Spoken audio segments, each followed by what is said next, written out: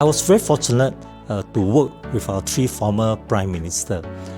Mr. Lee Kuan Yew, what I remember most about him is that we learned a lot from him, and at the same time, he was never shy to learn from anybody else, because basically he's always full of curiosity.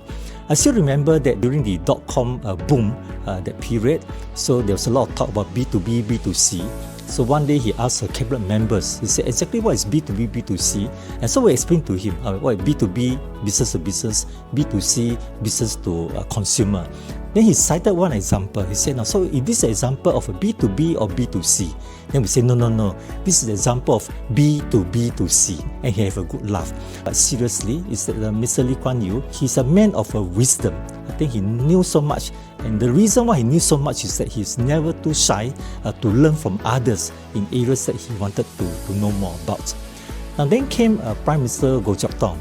I still remember that when I was a new minister, I wanted to upgrade the hawker centre in Singapore. And then this was discussed among the cabinet ministers, and the opinion was split. Half said that we should upgrade the hawker centre, half said, look, young people want to go to coffee shop more than to the hawker centre. So it was a split decision. And Prime Minister Goh Chok Tong, I still remember very clearly, he looked at me. He said, Swee Say, you are the new minister. For new minister, I would like to support your idea as much as we can. But I give you only a quota of one. In other words, you can only have one project where you can exercise this quota. So he said, so is this your quota of one, the upgrading of hawker centre? I said yes. And as a result, I was given the support and we proceeded with the HUP, the hawker upgrading program. So why I remember most about Prime Minister Goh Chok Tong is that he's a very nurturing Prime Minister. So when you have a new minister like myself in those days, you'll find a way to nurture us, to guide us, and to support us. And I think that explains very well why the cabinet team keep growing stronger and stronger. Then came our third Prime Minister, Lee Hsien Loong. Lee Hsien Loong is one of the smartest person that I've ever come across. He's very intelligent, he's very smart, very action-oriented.